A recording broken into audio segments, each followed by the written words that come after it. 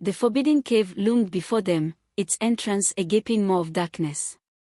The air around it was unnaturally cold, and even the insects that usually filled the night with their hums were silent.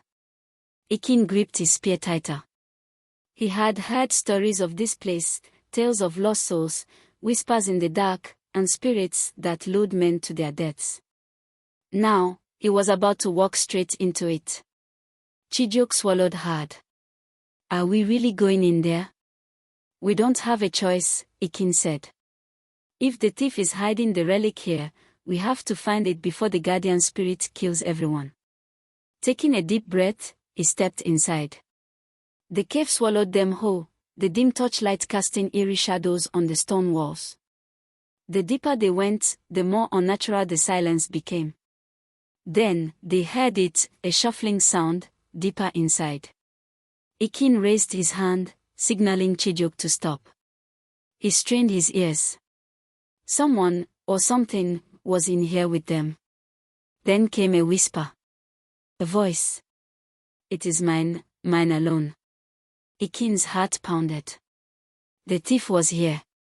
And judging by the madness in his voice, the relic's power had already begun to consume him. We need to move fast, Ikin whispered. Stay close. With every step, the whispers grew louder. And somewhere in the darkness, unseen eyes were watching them. The tunnel opened into a vast underground chamber, dimly lit by strange, glowing stones embedded in the walls. At the center stood a figure, hunched over, clutching something close to his chest. It was Obina, the village trader. His eyes were wild, his clothes tattered.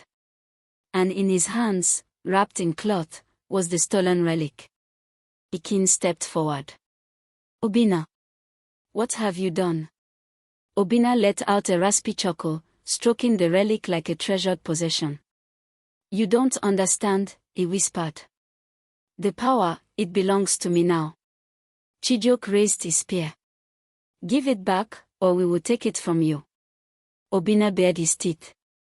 You think you can take it? The guardian is mine to command. Once I unlock its true power, I will rule over Umuoka. Ikin's blood ran cold. Obina had stolen the relic to control the guardian spirit. But instead of gaining power, he had unleashed a nightmare. Suddenly, the ground trembled. The air grew thick with a dark energy. The guardian spirit had sensed the relic. From above, a furious, ear-splitting roar shook the cave. The beast was coming. Ikin lunged at Obina. You fool! You've doomed us all. Obina clutched the relic tighter, and then, with a crazed look, he turned and ran deeper into the cave. Ikin cursed. After him. If they didn't stop Obina now, the guardian's wrath would consume them all. Obina's crazed laughter echoed through the cave as he sprinted deeper into the darkness, clutching the stolen relic. Ikin and Chijioke gave chase, their torches barely lighting the twisting tunnels ahead. He's lost his mind. Chijioke hissed. He thinks he can control the guardian. Ikin's jaw tightened. The relic's power has corrupted him. If we don't stop him now, the guardian will destroy everything, starting with him. A sudden boom shook the cave walls. Dust rained from above. The guardian spirit had arrived. Its massive form squeezed through the cave's entrance, its glowing red eyes locked onto its prey. The beast's body was wreathed in dark energy, and with a deafening roar, it charged forward, tearing through rock like dried leaves. Obina skidded to a stop. For the first time, fear flashed across his face. No, no. You are mine to command. He held the relic high, as if expecting the beast to kneel before him. But the guardian only roared louder.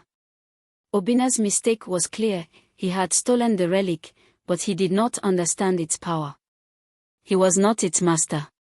With a single swipe of its monstrous claws, the guardian sent Obina flying. He crashed against the cave wall with a sickening crack, the relic tumbling from his grasp. Ikin didn't hesitate. He dove forward, snatching the relic before it could hit the ground. The moment his fingers touched it, a strange energy passed through him. The guardian froze. Its red eyes locked onto Ekin. For a brief moment, its fury seemed to waver. Then, it let out a low, rumbling growl, as if waiting. Ekin felt the relic's power thrumming in his hands. The sacred object was smooth and warm, as though alive. His mind raced. Why had the guardian stopped attacking? Elder Okeke's words echoed in his memory. The relic binds the guardian's will to us. A realization struck him: the relic was not just a symbol of power. It was a tether. Without it, the guardian was uncontrolled, lost to its primal rage. But with it, perhaps it could still be saved. Obina let out a ragged cough from where he lay, blood dripping from his mouth. I was supposed to have the power, he rasped. It was supposed to be mine. Ekin ignored him and took a cautious step forward. The guardian watched him, its growl vibrating through the air. The energy in the relic pulsed stronger. A test. The guardian was waiting for him to make a choice. Slowly, Ekin raised the relic above his head. Great Spirit of Umoka, I return what was taken. End this bloodshed and hear my plea. For a tense moment, nothing happened. Then, the relic shone with blinding light. The guardian let out a bone-rattling roar as the energy engulfed it, forcing its massive body to its knees. Ekin's heart pounded. This was it, the moment that would decide their fate. Would the guardian accept his command, or would it destroy them all? The cave shook violently as the relic's power reached its peak. The guardian let out an agonized howl, its form flickering between a monstrous beast and the ancient spirit it once was. The light from the relic paused again, and suddenly, a voice filled Ekin's mind. You have restored the bond, but the betrayer cannot go unpunished. Ekin's grip tightened on the relic. Then punish only the guilty. The people of Umoka are innocent. The guardian's growl deepened. Its gaze shifted to Obina. The fallen trader whimpered. No. Please. I only wanted. A dark wind whipped through the cave as the guardian lunged forward. Obina's scream was cut short as the beast's massive jaws closed around him. In an instant, he was gone. The relic's glow dimmed. The cave stilled. And then, slowly, the guardian spirit began to shrink. Its monstrous form melted away, revealing something ancient and ethereal. The great beast was no more. In its place stood a towering figure cloaked in mist, its eyes now golden instead of red. Ekin's breath caught in his throat. The guardian had been restored. The spirit stepped forward, its golden eyes studying Ekin with newfound clarity. You have proven yourself, it rumbled, its voice echoing like distant thunder. Ekin swallowed hard. Will you spare my people? The spirit nodded. The relic has been returned. The bond is whole again. But remember this, betrayal will never go unpunished. Protect this relic, and I shall protect you. As the village began to rebuild, Ekin stood at the shrine, staring at the sacred relic one last time. He had faced the wrath of a god and survived. But he knew this was only the beginning. For as long as the relic remained, so too did the guardian's watchful gaze.